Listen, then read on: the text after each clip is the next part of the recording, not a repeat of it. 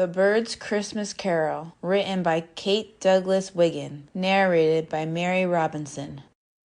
Chapter 1. A Little Snowbird. It was very early Christmas morning, and in the stillness of the dawn, with the soft snow falling on the housetops, a little child was born in the Bird household.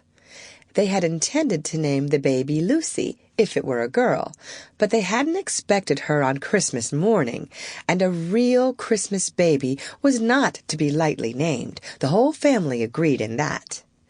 They were consulting about it in the nursery.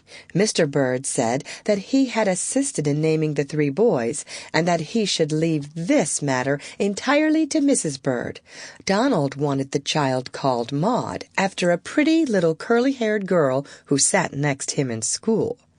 Paul chose Luella, for Luella was the nurse who had been with him during his whole babyhood up to the time of his first trousers, and the name suggested all sorts of comfortable things. Uncle Jack said that the first girl should always be named for her mother, no matter how hideous the name happened to be. Grandma said she would prefer not to take any part in the discussion, and everybody suddenly remembered that Mrs. Bird had thought of naming the baby Lucy for Grandma herself, and while it would be indelicate for her to favor that name, it would be against human nature for her to suggest any other under the circumstances. Hugh, the hitherto baby, if that is a possible term, sat in one corner and said nothing, but felt in some mysterious way that his nose was out of joint, for there was a newer baby now, a possibility he had never taken into consideration, and the first girl, too, a still higher development of treason, which made him actually green with jealousy.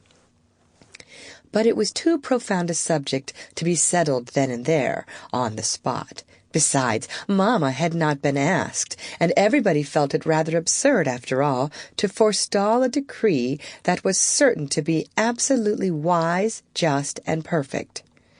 The reason that the subject had been brought up at so early in the day lay in the fact that Mrs. Bird never allowed her babies to go overnight unnamed.